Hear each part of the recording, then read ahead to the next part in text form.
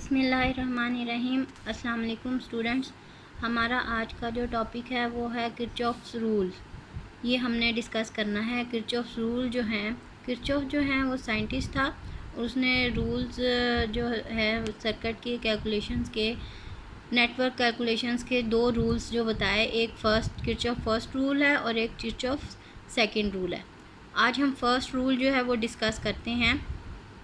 देखिए, Ohm's law है और जो हमारे, अगर हमने ओहम्स लॉ से हमने सीरीज़ या पैरेलल कम्बिनेशन ऑफ रेजिस्टेंस वाला रूल है कैलकुलेशंस का, सर्किट को कैलकुलेट करने का, तो उससे हम सिंपल जो है सर्किट वो तो कैलकुलेट कर सकते हैं। मसलन उसमें अगर एक रेजिस्टेंस लगी हुई है या दो लगी हुई हैं तो हम उसको कैलकुलेट कर सकते हैं अकॉर्डिंग टू ओहम्स लॉ, और या सीरीज़ पैरेलल जो कम्बिनेशन है रेजिस्टेंस के, उसको कैलकुलेट करके, ठीक है। लेकिन जो कॉम्प्लेक्स नेटवर्क है, कॉम्प्लेक्स नेटवर्क उसको हम इस तरह से ओहम्स लॉ के ज़रिए से सिंपली कैलकुलेट नहीं कर सकते। उसके लिए हमें एक सेपरेट रूल जो है वो हमें बताना पड़ेगा, स्टेट करना पड़ेगा, and that is Kirchhoff. Scientist जो था उसने वो बताया। वो अगर करंट के बारे में है तो वो किरचॉफ फर्स्ट रूल है, अगर वो वोल्टेज के बारे में है तो वो किरचॉफ सेकंड रूल है। आज हम किरचॉफ फर्स्ट रूल जो है उसको हम डिस्कस करेंगे। देखें, इसको हम रीड भी कर लेते हैं। Ohm's law and rules of series and parallel combination of resistances are quite useful to analyse simple electrical circuit consisting of more than one resistance. ठीक है, एक या एक से ज़्यादा रेजिस्टेंस लगी हो फिर तो हम इसको सीरीज़ पैरेलल कम्बिनेशन के ज़रिए या ओहम्स लॉ के ज़रिए कैलकुलेट कर सकते हैं। However, such a method fails in case of complex network consisting of a number of resistors and number of voltage sources. ठीक है, अगर बहुत सारी रेजिस्टेंसेस लगे हों और बहुत सारे वोल्टेजेस, 1 2 3 वोल्टेज का सोर्स लगे हों, तो फिर उसको कैसे कैलकुलेट करेंगे? फिर उसको कैलकुलेट करने में हमें मसला होगा। उसके लिए अगर हमने उस प्रॉब्लम को सॉल्व करने के लिए हम किरचॉफ्स रूल्स के ऊपर जो हैं वो रिलाई करेंगे। Problem of such network can be solve by a system of analysis which is based upon two rules known as Kirchhoff's rules. Kirchhoff first rule है, इसको हम डिस्कस करते हैं। देखें, जितनी भी करंट्स आ रही हैं एक पॉइंट की तरफ, ये देखें हमारे पास ये करंट्स हैं, I1 है, I2 है, I3, I4, ये ए पॉइंट है। ठीक है, ये एक पॉइंट है ए, तो they are number of currents flowing towards point A. I1 और I2 जो हैं वो ए की तरफ आ रही हैं। ठीक है, इसकी डायरेक्शन ऑफ एरो देखें। ये रेजिस्टेंस लॉ लाजमी लगेगा ना, क्योंकि रेजिस्टेंस के साथ ही करंट फ्लो होगी। ये I1 और I2 ये एरो की डायरेक्शन बता रही हैं कि ये ए पॉइंट की तरफ आ रही हैं। अब ये I4, ये I3 और I4 ये इससे अवे जा रही हैं। ये एरो की डायरेक्शन बता रही है कि ये इससे अवे, करंट इससे अवे जा रही हैं। ठीक है, तो किरचॉफ फर्स्ट रूल हमें क्या बताता है? It states that the sum of all the currents meeting at a point in a circuit is zero. जितनी भी करंट एक पॉइंट पे मीट कर रही हैं सर्किट में, उन सब का सम जो है वो ज़ीरो होगा। ठीक है, ये जितनी भी करंट आ रही हैं, ये अगर इसकी तरफ आ रही हैं टूवर्ड्स इट, I1 और I2 और I3 और I4 moving away from it, इन सब का अगर हम सम अप कर लेते हैं, ठीक है, I1 I2 जो है, देखें जो इसकी तरफ आ रही हैं, हमेशा ये एक कन्वेंशन है, ये एक रूल है कि जो एक पॉइंट की तरफ जो करंट आ रही हैं उनको हम पॉजिटिव लेंगे, जो ए पॉइंट से अवे जो करंट जा रही हैं उनको हम नेगेटिव लेंगे। ठीक है, तो इसको हम किस तरह से लिखें कि I1 plus I2 is equals to I3 plus I4। ठीक है, जो इसकी तरफ आ रही हैं वो इक्वल हैं इससे जो अवे जा रही हैं उनके। ठीक है, और अगर हम इसको दूसरी साइड पे लेके जाएंगे तो ये I3 भी माइनस हो जाएगा और I4 भी माइनस हो जाएगा।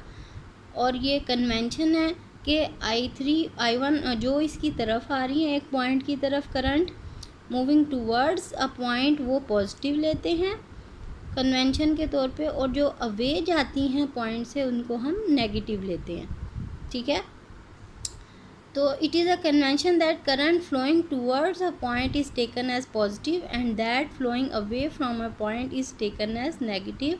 Student, that is very important point. You should underline it, you should note down it. It is important for your MCQs. ठीक है. अब देखें ये सिचुएशन देखते हैं हम. 4 वायर्स हैं, मीट एट पॉइंट ए. ये देखें, ये 4 वायर्स एक पॉइंट पे मिल रही हैं. करंट वायर में ही फ्लो करेगी ना, और उसके साथ रेजिस्टेंस भी लाजमी लगी होगी जिसके ज़रिए से उसने फ़्लो करना है. ठीक है. Current flowing into the point A are I1 and I2 and current flowing away from the point are I3 and I4. According to convention currents I1 and I2 are positive and I3 and I4 are negative. अब देखें कि यही formula हम जब apply करेंगे I1 and I2 is equals to I3 and I4, इसको हम जो मूविंग टूवर्ड्स अ पॉइंट हैं उसको हम पॉजिटिव लेंगे और जो अवे जा रही हैं उनको हम नेगेटिव लेंगे. ठीक है. तो ये क्या हो जाएगा, I1 plus I2 is equals to I3 plus I4. जब इसको हम पॉजिटिव लेंगे जो टूवर्ड्स आ रही हैं I1 और I2, जो अवे जा रही हैं I3 और I4 उनको हम नेगेटिव लेंगे, उसके साथ नेगेटिव साइन आएगा.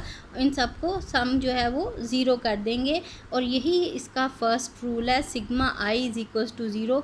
सम of all the current meeting towards a point and away from a point is equals to zero. जितनी भी करंट्स हैं उन सारों का सम जो कि इस की तरफ आ रही हैं पॉइंट की तरफ और उससे अवे जा रही हैं, सब का सम ज़ीरो है. अगर इन नेगेटिव को दूसरी साइड पे ले जाएंगे तो क्या आ जाएगा, I1 plus I2 is equal to I3 plus I4. This is Kirchhoff first rule.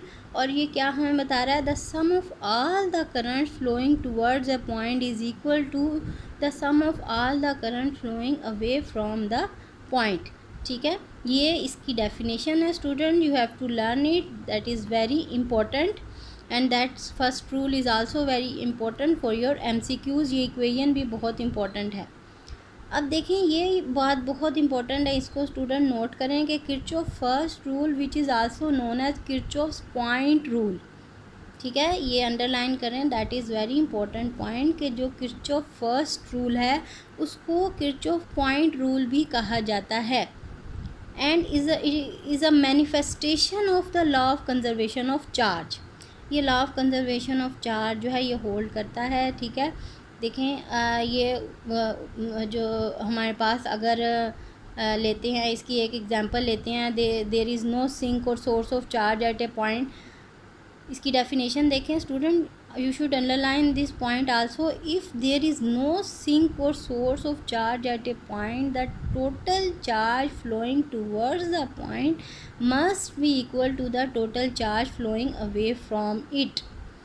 You should underline, that is very important. अगर आपको ये एग्ज़ाम में आए कि आप किरचॉफ पॉइंट रूल जो है उसकी डेफिनेशन दें तो आपने किरचॉफ फर्स्ट रूल की ही डेफिनेशन देनी है, लेकिन आपने किस तरह से देनी है कि ये वाली डेफिनेशन देनी है. If there is no sink और source of charge at a point, the total charge जो है towards a point must be equal to total charge away from it. ये वही डेफिनेशन है, उसको इस फॉर्म में लिख दिया है. देखिए, ये करंट जो है ये चार्ज ही है ना, ये चार्ज ही एक पॉइंट की तरफ आ रहा है और अवे जा रहा है. ठीक है. ये करंट जो है, चार्ज जो है वो क्या है, इलेक्ट्रॉन जो है वो चार्ज पार्टिकल है ना, तो करंट जो है वो फ्लो ऑफ इलेक्ट्रॉन है. तो ये वही वाली बात हो गई है, वही किरचॉफ पॉइंट रूल जो है ये वो, क्योंकि ये law of conservation of charge hold कर रहा है इसलिए ये इसको इस फॉर्म में कह दिया है कि if there is no sink or source of charge at a point, the total charge flowing towards the point must be equal to total charge flowing away from the point. That is important student for your MCQs also के Kirchhoff first rule को Kirchhoff point rule भी कहा जाता है और ये law of conservation of charge जो है वो उसकी मैनिफेस्टेशन है. That is also very important point.